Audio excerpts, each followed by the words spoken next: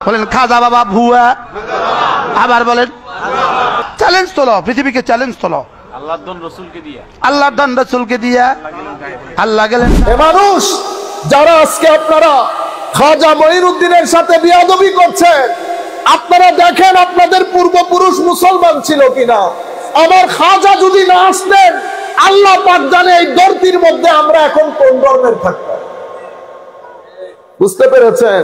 যিনি কলমা পড়াইলেন, এখন আপনি তাকে চিনতে পারতেছেন না। মনে রাখবেন, যতদিন পর্যন্ত আল্লাহর ওলিদের সাথে বিয়াদবি হবে, সৌদি আরবের টাকা, মিডল ইস্টের টাকা যদি এখানে ঢেলেও দেন, সম্মানের আসনে অধিষ্ঠিত হতে পারবেন। সম্মানের আসনে নিজের আইডেন্টিটি সব সময় গোপন করতে হবে। মানুষকে নিজের আইডেন্টিটি বলতে পারবেন না। বলেন দেখি আমার মতো করে, আমি আপনাকে বলছি, আমি আহলুস সুন্নাহ ওয়াল জামাআহ, আমি মাতুরিদি, আমি হানাফি, আমি কাদেরি। বুঝতে পেরেছেন? আপনিও দেন পরিচয়, পরিচয় গোপন করেন, মানুষের সামনে বলতে পারেন না, লজ্জায় পড়ে যান। জিহাদ জিহাদ জিহাদ চাই, জিহাদ করে বাঁচতে চাই। মানুষ পাগল করে দিয়েছেন, দেশে বিদেশে আমাদেরকে বদনাম করে দিয়েছেন। জিহাদের মতো আযীম নিয়ামতকে মানুষের সামনে সন্ত্রাসবাদিতা হিসেবে প্রতিষ্ঠা করেছে। খারেজিয়তকে সালাফিয়তের নাম দিয়েছে। কিসে? খারেজিয়তকে, উগ্রপন্থাকে, উগ্রবাদিতাকে সালাফিয়তের নাম দিয়েছে। ডলার খেয়ে খেয়ে, ডলার খেয়ে খেয়ে, রিয়াল খেয়ে খেয়ে আপনারা ব্যাংক করেছেন, বিমা বানিয়েছেন, মাদ্রাসা বানিয়েছেন। শেষ পর্যন্ত শিক্ষা ব্যবস্থার মধ্যে আহলুস সুন্নাহ ওয়াল জামাতের মতাদর্শের বাইরে গিয়ে নিজের নেতার মতাদর্শ প্রতিষ্ঠা করতে গিয়ে আজকে আমাদের শিক্ষা ব্যবস্থার 12টা বাজিয়ে দিয়েছে। কারো বিরুদ্ধে আমাদের কোনো কথাবার্তা নাই বেটা, যে রাজনীতি মঞ্চে আপনি করেন, কিন্তু আপনি খারেজিয়তকে কেন এই জায়গার মধ্যে সালাফিয়তের নাম দিচ্ছেন? আজকের দিন পর্যন্ত 530 থেকে শুরু করে আজকে এই ইন্ডিয়ার মধ্যে কত সুলতান এসেছে, কত সুলতান গেছে, পৃথিবী চিনেও না। কিন্তু হিন্দের সুলতান ওয়ান এন্ড অনলি, আজকের দিন পর্যন্ত মানুষ সবাই বলে সুলতানুল হিন্দ, কুল কায়নাত জানে সুলতানুল হিন্দ। সেই সুলতানুল হিন্দের দরবারে মুসলমানও গিয়ে মাথা দেয় আর নন মুসলিমও গিয়ে মাথা ঠেকায়। খাজা মঈনুদ্দিন চিশতি হাসান সানজারি, এদের ব্যাপারে আল্লাহ বলেন, জিবরিল, জমিনের মঈনুদ্দিনকে আমি বড় মহব্বত করি, তোমরাও মহব্বত করো। মঈনুদ্দিন, আমার হাত দিয়ে ধরো, আমার মুখ দিয়ে বলো, আমার কান দিয়ে শোনো। আপনারা বুঝতে পেরেছেন? হযরতে খাজা উসমান হারওয়ানি কাবা শরীফকে সামনে রেখে নিজের মুরিদের জন্য আল্লাহর দরবারে দোয়া করেন। কিতাবের মধ্যে আসছে, খাজা উসমান হারওয়ানি হাত তোলার দে, গায়ের থেকে আওয়াজ আসে, মঈনুদ্দিন আমার মাহবুব বান্দাদের মধ্যে অন্যতম। মঈনুদ্দিন আমার মাহবুব বান্দাদের মধ্যে অন্যতম। সেখান থেকে যখন বুঝতে পেরেছে যে খাজা মঈনুদ্দিনের গৌসিয়ত এবং কুতুবিয়তের গায়ে আমার আল্লাহর সিল পড়ে গেছে, আল্লাহ সিল পড়ে গেছে। এরপরে নিজের ছাত্রকে নিয়ে আমার নবীর দরবারে যান।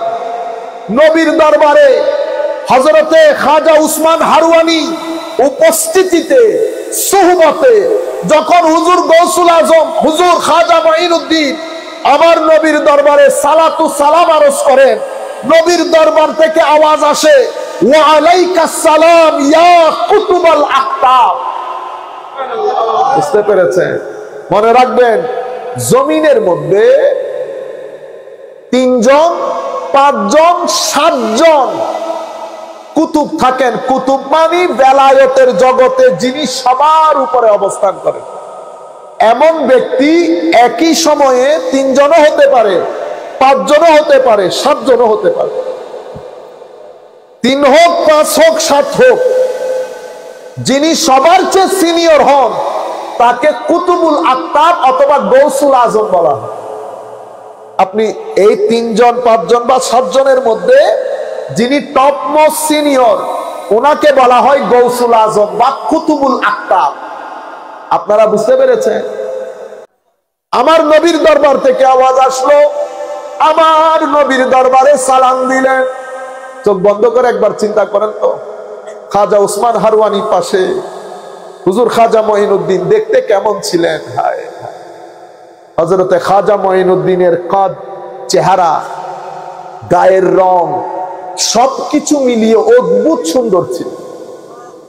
আমার নবীর দরবারে সালাম দিলেন, আবেগ, চোখের পানি, মোহাম্মত, আসসালাতু আসসালামু আলাইকা ইয়া রাসূলুল্লাহ। কি আজীব দরবার, দোষ গেল বলে আসসালাতু আসসালামু আলাইকা ইয়া রাসূলুল্লাহ।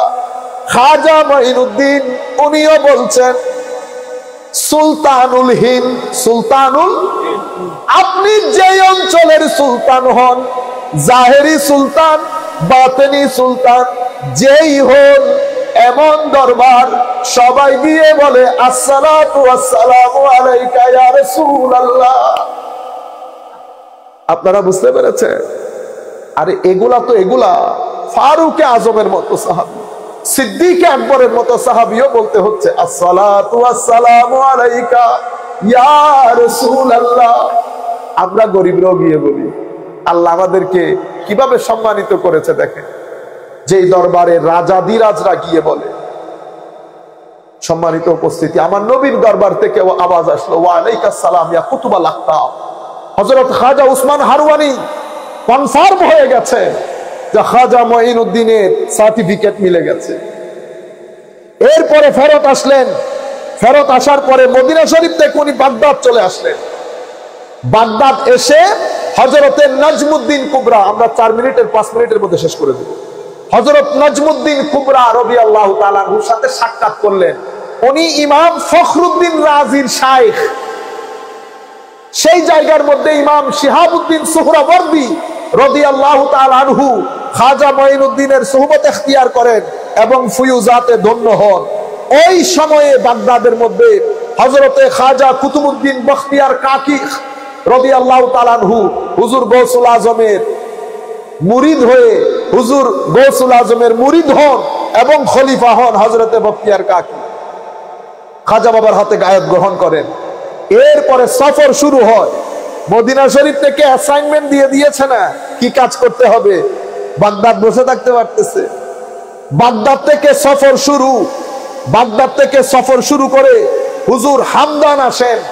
হামদানের মধ্যে তাবরেজ শহরে হযরতে আবু সাঈদ তাবরেজি রাদিয়াল্লাহু তাআলা আনহুর সংসর্গে থাকেন, সাক্ষাৎ লাভ করেন। সেখান থেকে আসফাহান, আসফাহানের মধ্যে শাইখ মাহমুদ আসফাহান রাদিয়াল্লাহু তাআলা আনহুর সাথে সাক্ষাৎ করেন। সেখান থেকে খিরকানের মধ্যে আসেন। খিরকানে হযরতে আবুল হাসান খিরকানী রাদিয়াল্লাহু তাআলা আনহুর মাজারে 2 বছর, কতদিন? 2 বছর অবস্থান করেন। আমরা জায়গা থেকে নড়ি না। সম্মানিত উপস্থিতি, এরপরে অতঃপর উনি হিরাতে চলে আসেন। হিরাতের মধ্যে দিনের বেলা সমস্ত ওলি বুজুর্গ আলেমে রাব্বানীদের সাথে সাক্ষাৎ করতেন। রাতের বেলা এসে হযরতে আবু আব্দুল্লাহ আনসারী শাইখুল ইসলাম মানাজিলুস সাইরিন নামক বিশ্ববিখ্যাত তাসাউফের কিতাবে যিনি লেখক, শাইখুল ইসলাম হযরতে আবু আব্দুল্লাহ আনসারী রাদিয়াল্লাহু তাআলা আনহুর মাজারে রাত্রি যাপন করতেন। এর পরবর্তীতে বলখ আসেন। বলখের মধ্যে হযরতে হাতিম আল আসাদ, প্রথম যুগের আল্লাহর ওলি, যিনি হযরতে বায়জিদ বিস্তামি এবং ইব্রাহিম ইবনে আদহাম, এনারা প্রথম যুগের আল্লাহর ওলি, যাদের পিঠের সাথে তাবেঈনদের পিঠ লাগানো। এই 2 জনের সুহবত প্রাপ্ত হযরতে শেখ আহমদ খুজরুবে ওনার সাথে সাক্ষাৎ করেন। সেই জায়গার মধ্যে জিয়াউদ্দিন বলখি নামক এক আলেম হযরতে খাজা মঈনুদ্দিনের কথা শুনে রেগে যান। সে তখনও খারেজি ছিল, তো খারেজি জেহেন, ওলি বুজুর্গ পছন্দ করতেন না। উনি যখন শুনেছেন খাজা বাবা বলখে তশরিফ এনেছেন, উনি বলেছেন তাকে দাঁড় করাও, আমি তাকে কিছু প্রশ্ন করব, ডিবেটের জন্য তৈরি থাকতে বলো। আমরা বলি না ডিবেট ডিবেট ডিবেট, উনিও আসছেন ডিবেট করতে। খাজা বাবাকে বলা হলো হুজুর জিয়াউদ্দিন বলখি আপনার সাথে ডিবেট করতে চাই, তো আসতে দাও। খাজা বাবা পাখি শিকার করলেন, পাখি শিকার করে জবাই করে কাবাব বানালেন মেহমানদারি করার জন্য। জিয়াউদ্দিন বলখি রোদ দবদবা নিয়ে খাজা বাবার দরবারে আসলেন। খাজা বাবা তাওয়াজ্জু দেওয়ার সাথে সাথে ভিতরে তুফান তৈরি হয়ে গেল। প্রথমে খাওয়াইলেন মাংস, এক টুকরা খাওয়ার পরে হযরতে জিয়াউদ্দিন বলখি বেহুশ হয়ে যায়। 2 টুকরা খাওয়ানোর পরে উঠে আবার দ্বিতীয় টুকরা খায়। খাওয়ার পরে ভিতরে যা আলম কালাম আছে সব নাই। জিজ্ঞেস করে জিয়াউদ্দিন আর দরকার আছে? তখন সব আল্লাহর ওলির কাহিনী একরকম, ডিবেট করতে এসে ধরা পড়ে যায়। আসে ডিবেট করার জন্য, পড়ে যায় প্রেমে, পড়ে যায় প্রেমে। শেখ জিয়াউদ্দিন বলখি হুজুর খাজা মঈনুদ্দিনের হাতে তওবা করে হুজুরের শিষ্যত্ব গ্রহণ করেন। এর পরবর্তীতে হযরতে, আমি একেবারে সংক্ষিপ্ত আকারে 2-3 মিনিটের মধ্যে শেষ হয়ে যাবে, হুজুর খাজা মঈনুদ্দিন লাহোর তশরিফ আনেন। লাহোর তশরিফ এনে উনি হযরতে দাতা গঞ্জে বখশ আলী হুজবেরি ওনার মাজারে পাকের মধ্যে প্রায় 40 দিন অবস্থান করেন। আসার সময় সেখানে একটা শেরও লিখে দিয়ে আসেন। আল্লাহ পাক জানে দাতা গঞ্জে বখশ মাজারে পাকের মধ্যে থেকে খাজা মঈনুদ্দিনকে কি পরিমাণ ফয়ুজাত দান করেছেন, এটা আল্লাহ জানে, খাজা মঈনুদ্দিন চিশতি জানে। ওই হযরতের চৌখাটের মধ্যে শের লিখে দিয়ে আসে, গঞ্জে বখশে ফেজে আলম মজহরে নূরে খুদা নাকে সারা পীরে কামেল কামেল আরা रहनुमा। তো এটা এমন দরবার, এটা এমন দরবার, গরিব আসলে ইন্ডাস্ট্রিয়ালিস্ট হয়, আর যখন কোন ইন্ডাস্ট্রিয়ালিস্ট আসে তো পলিসি মেকার হয়ে যায়। কি হয়ে যায়? Policy maker. যাই হোক, আমরা ওই শহরের মধ্যে ঢুকলে জালালউদ্দিন রুমি স্মরণে এসে যাবে। জালালউদ্দিন রুমি যদি স্মরণে আসে মুশকিল, আপনারা আজকে আর যাইতে পারবেন না, সময় অনেক গভীর হয়ে গেছে। এশকের কথা বললে মসনবী চলে আসে, আসরারে খুদি আল্লামা ইকবাল চলে আসে। সবচেয়ে বড় বিষয় হচ্ছে আমার শেখ, আমার কুদওয়া হুজুর হুজ্জাতুল ইসলাম ইমাম গাজালির ইহয়া উলুমিদ্দিন চলে আসে। ইহয়া উলুমিদ্দিন চলে আসে। বেমিসাল লোক। আপনাদের যদি কারো এগুলা যদি বিশ্বাস না হয় কোনো অসুবিধা নাই, আমি আপনাদের জন্য বলতেছি না, আপনারা এমনিতে শুনে চলে যান, এমনিতে শুনে চলে যান। সম্মানিত উপস্থিতি, এরপরে হুজুর খাজা মঈনুদ্দিন 40 জন আল্লাহর ওলি দরবেশ নিয়ে আজমেরের মধ্যে ঢুকেন। অ্যাসাইনমেন্ট যেই জায়গার দেওয়া হয়েছে, যেই জায়গার রাজা বানিয়ে পাঠানো হয়েছে, যেই জায়গার সুলতান বানানো হয়েছে, সেই জায়গার মধ্যে হযরত খাজা মঈনুদ্দিন তশরিফ আনেন। আজমের তখন সংস্কৃতির দিক থেকে, সব দিক থেকে অনেক রিচ, অনেক এগিয়ে। আপনারা জানেন পৃথ্বীরাজের শাসন, সব জায়গায় হিন্দু ডমিনেশন, জুলুম হতো, অত্যাচার হতো। খাজা মঈনুদ্দিন গিয়ে প্রথমে একেবারে রাজার উট যেখানে বাঁধা হয় সেই জায়গায় আল্লাহর ওলিদেরকে নিয়ে ওনারা তাবু গাড়েন। সরকারি লোকজন দেখতে পায়, দেখে বিয়াদবি শুরু করে। আজমের পৌঁছতে পৌঁছতে রাস্তার মধ্যে 1200-র বেশি লোক ইসলাম কবুল করে খাজা মঈনুদ্দিন। এ মানুষ যারা আজকে আপনারা খাজা মঈনুদ্দিনের সাথে বিয়াদবি করছেন, আপনারা দেখেন আপনাদের পূর্বপুরুষ মুসলমান ছিল কিনা। আমার খাজা যদি না আসতেন, আল্লাহ পাক জানে এই ধরতির মধ্যে আমরা এখন কোন ধর্মের থাকতাম। বুঝতে পেরেছেন? যিনি কলমা পড়াইলেন, এখন আপনি তাকে চিনতে পারতেছেন না। মনে রাখবেন, যতদিন পর্যন্ত আল্লাহর ওলিদের সাথে বিয়াদবি হবে, সৌদি আরবের টাকা, মিডল ইস্টের টাকা যদি এখানে ঢেলেও দেন, সম্মানের আসনে অধিষ্ঠিত হতে পারবেন না। সম্মানের আসনে নিজের আইডেন্টিটি সব সময় গোপন করতে হবে। মানুষকে নিজের আইডেন্টিটি বলতে পারবেন না। বলেন দেখি আমার মতো করে, আমি আপনাকে বলছি আমি আহলুস সুন্নাহ ওয়াল জামাআহ, আমি মাতুরিদি, আমি হানাফি, আমি কাদেরি। বুঝতে পেরেছেন? আপনিও দেন পরিচয়, পরিচয় গোপন করেন, মানুষের সামনে বলতে পারেন না, লজ্জায় পড়ে যান। আমি বলছি আপনি যেই করেন, বস এতটুকু আবদার, আল্লাহর ওলিদের সাথে বিয়াদবি করিয়েন। সম্মানিত উপস্থিতি, আখেরি কথা, হযরতে বিয়াদবি করা শুরু করে, তুলে দেন। উঠেন এখান থেকে। উঠতে হবে, হ্যাঁ এখানে বসা যাবে না। তুলে দেয়, তুলে দেওয়ার পরে আচ্ছা ঠিক আছে। বলে খাজা মঈনুদ্দিন বের হলেন আল্লাহর ওলিদেরকে নিয়ে। সকালবেলা সরকারের লোকজন চাকর বাকর এসে উট চড়ানোর জন্য উটকে উঠাইতে চাইতেছে, একটা উট আর উঠে। খেলে দেখলো, গাছ দিয়ে দেখলো উট বসে আছে। তারা বুঝে গেছে ঘটনা খারাপ হয়ে গেছে। মুসলিম দরবেশ আল্লাহ পাক জানে কি করেছে। আবার খাজা মঈনুদ্দিনের দরবারে আসে। আসার পরে ক্ষমা চায়। ক্ষমা চাওয়ার পরে হুজুর তাওয়াজ্জু দেওয়ার সাথে সাথে উটগুলা উঠে দাঁড়ায়। এটা দেখে আরো লোক ইসলাম কবুল করে। আমি বুঝতাম না হুজুর আজমের কেন আসলেন। আজমের এসেছেন এই কারণে, কারণ বাজারের মধ্যে যদি এক কারামত দেখান তো বাজারের মধ্যে 14 লাখ লোক হাঁটে, দেখলে তো ইসলাম কবুল করবে, ঠিক না? এক এক কারামত জাহের হয়েছে, লাখে লোক ইসলাম কবুল করেছে।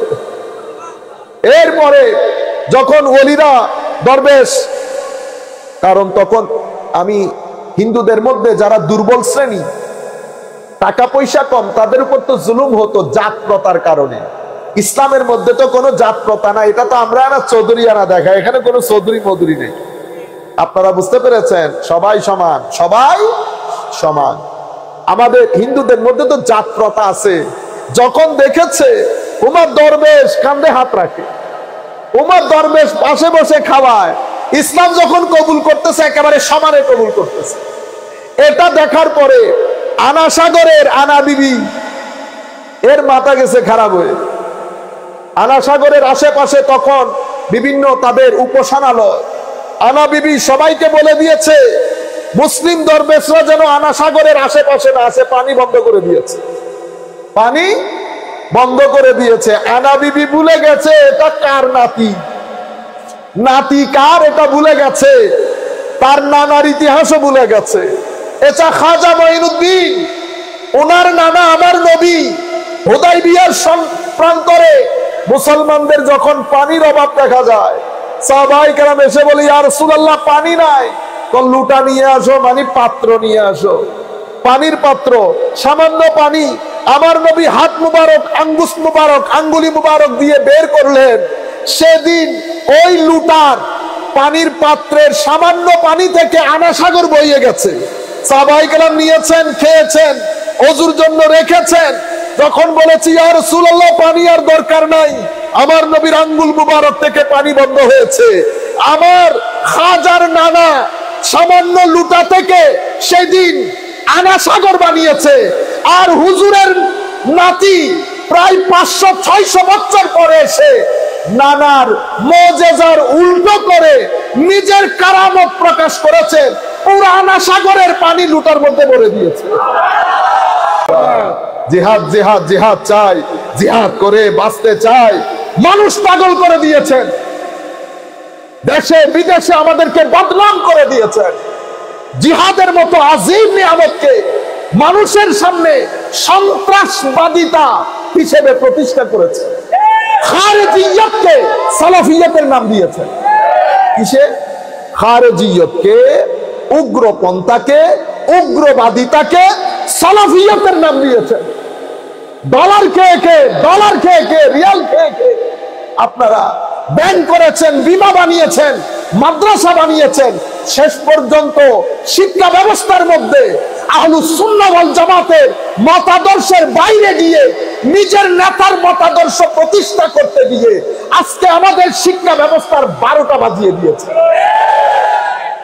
কারো বিরুদ্ধে আমাদের কোনো কথাবার্তা নাই বেটা, যে রাজনীতি মঞ্চে আপনি করেন, কিন্তু আপনি খারেজিয়তকে কেন এই জায়গার মধ্যে সালাফিয়তের নাম দিচ্ছেন? আপনি জিহাদ জিহাদ জিহাদ চাই কোটি মানুষের মধ্যে, লাখ মানুষের মধ্যে। এখন আনা সাগরের দেখছেন এখানে কোনো মারামারি হয়েছে, কাটাকাটি, জং জিদাল, যুদ্ধ কিছুই হয় নাই। শুধু খাজা মঈনুদ্দিনের নজরে করম ফুয়ুজাতের মাধ্যমে মানুষ ইসলাম কবুল করছে দলে দলে। আনা বিবির আনা সাগরের কারামত দেখে ইসলাম কবুলের হিড়িক পড়ে গেছে। রাজা পৃথ্বীরাজের রাজমহল পর্যন্ত ঘটনা পৌঁছে গেছে। সেই ওখান থেকে তার প্রথম অস্ত্র তখনকার অনেক বড় যোগী জাদুকর সাধু রামকে পাঠিয়েছে খাজা মঈনুদ্দিনকে দমন করার জন্য। সাধু রাম আসলো, খাজা মঈনুদ্দিন চিশতি, আমি সংক্ষিপ্ত আকারে আপনাদেরকে বলে দিচ্ছি। সাধু রাম আসলো, হুজুর খাজা মঈনুদ্দিন একটা গোল চক্কর করে দিলেন। হুজুর সাধু রাম এসেছে, মন্ত্র পড়তেছে, গো পড়তে দাও। মন্ত্র তন্ত্র পড়লো, পড়ার পরে হযরতে খাজা মঈনুদ্দিন শুধু নজর দিয়েছে। নজর দেওয়ার পরে সাধু রামের জবান বন্ধ হয়ে উল্টা পাল্টা বলার পর বলতে চাচ্ছিল রাম রাম, হয়ে গেল রাহিম রাহিম রাহিম রাহিম। মাথা কাজ করে না। যখন রহিম রহিম বলা শুরু করেছে, যাদেরকে নিয়ে এসেছে তারা মাইর দেওয়ার অবস্থা। রীতিমতো ভিতর থেকে তোলপাড়, পাগলের মতো আচরণ করছে। হুজুর খাজা মঈনুদ্দিন নামাজ পড়লেন, নামাজ আদায় করার পরে পানি দিলেন। পানি পান করার পরে তিনিও ইসলাম কবুল করলেন। এগুলা দেখার পরে দলে দলে লোক তো ইসলাম কবুল করছে। এরপরে পৃথ্বীরাজের দরবারে যখন খবর গেল, পৃথ্বীরাজ তার আসল মানে হযরতে মূসা আলাইহিস সালামের জমানায় ফেরাউন যেমন সরকারের একেবারে এলাকার পদস্থ লোকজন জাদুকরকে একত্রিত করেছে, একই ঘটনা এখানেও ঘটতেছে। পৃথ্বীরাজ তখন তার সবচেয়ে জয়পাল অজয়পাল যোগী তাকে পাঠালেন। সে তার সৈন্য বাহিনী নিয়ে এক আজীব তামাশা, মানে জাদুর এক আজীব তামাশা। হুজুর খাজা মঈনুদ্দিন একটা গোল বৃত্ত অঙ্কন করে দিলেন। সমস্ত দরবেশদেরকে বললেন গোল চক্রের বাইরে যেন না যায়। অজয়পাল এত চেষ্টা করেছে, তার কাজগুলা দিয়ে ওই বৃত্তের ভিতরে ঢোকার জন্য করতে পারে নাই। লম্বা কথা, শেষ পর্যন্ত আকাশে উড়া শুরু করেছে। খাজা মঈনুদ্দিন চিশতির পায়ের জুতা গিয়ে বাইরে বাইরে নিচে নামায়। আজীব তামাশা দুনিয়া দেখছে খাজা মঈনুদ্দিন। ওয়া আলাইকাস সালাম ইয়া কুতুবাল আখতাব। এরপরে পৃথ্বীরাজের দরবারে হুজুর খাজা মঈনুদ্দিন দূত পাঠান ইসলাম কবুলের দাওয়াতের জন্য। সেই ওখানে চরম বেয়াদবিমূলক আচরণ করে।